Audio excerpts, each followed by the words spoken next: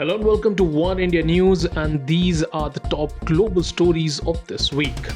The United States has increased the fee for tourist and student seeking visa. The new prices will be effective from May 30th.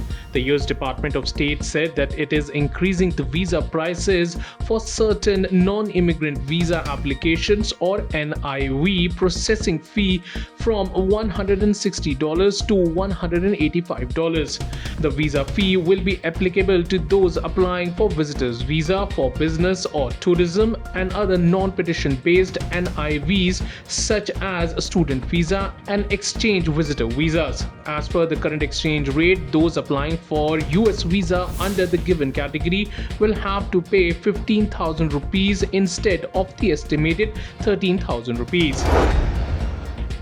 On April 4, 2023, Donald Trump became the first ever US president, sitting or former, to be charged with a crime.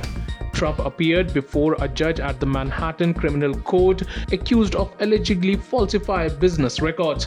Trump has been charged with 34 felony counts to falsify New York business records through a catch-to-kill scheme designed to conceal damaging information and unlawful activities before 2016 election. The former US president surrendered at the office of Manhattan District Attorney. Trump was not handcuffed, photographed for a mugshot, or placed in a jail when he appeared for his arraignment. Trump also wasn't required to post bail. Finland has become the 31st member of the NATO security alliance, doubling the length of the member states bordering with Russia. The Finnish foreign minister handed over the accession document to the US Secretary of State, who declared Finland as a member. Finland's accession is a setback to Russia's Vladimir Putin, who had repeatedly complained of NATO's expansion before his full-scale invasion of Ukraine. Meanwhile, US Secretary of State Antony Blinken said that by attacking his neighbor, the Russian leader had triggered exactly what he had sought to prevent.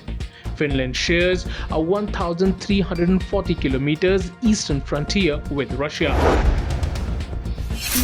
71 Chinese military aircraft crossed the sensitive maiden line of Taiwan Straits on Saturday as China began drill around Taiwan in anger that the Taiwanese president met with the Speaker of US House of Representatives.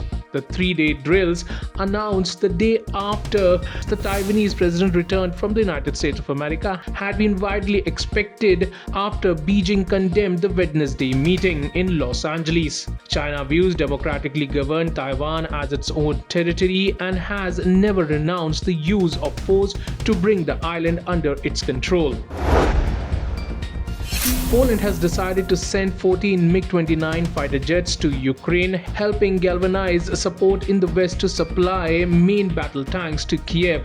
Ukrainian President Volodymyr Zelensky visited neighboring Poland on Wednesday and thanked the people for standing shoulder to shoulder with Ukraine and giving fleeing Ukrainians shelter. Poland will send 14 MiG-29 jets to Ukraine, President Andrzej Duda said in a joint conference with Vladimir Zelensky.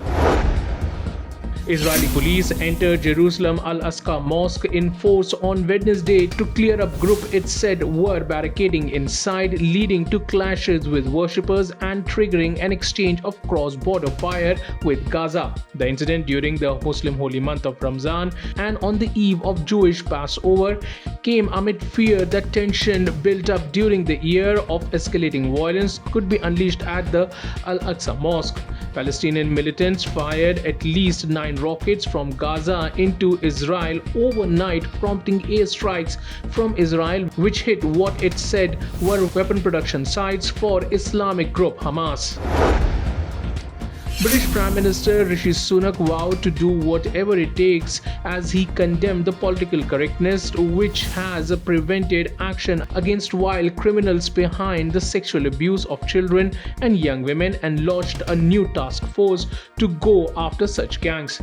Sunak's announcement came a day after his Home Secretary said that the perpetrators of such crimes are a group of men, almost all British Pakistani, but that the authorities authorities have turned a blind eye to these signs of abuse out of political correctness, out of fear of being called racist, out of fear of being called bigoted.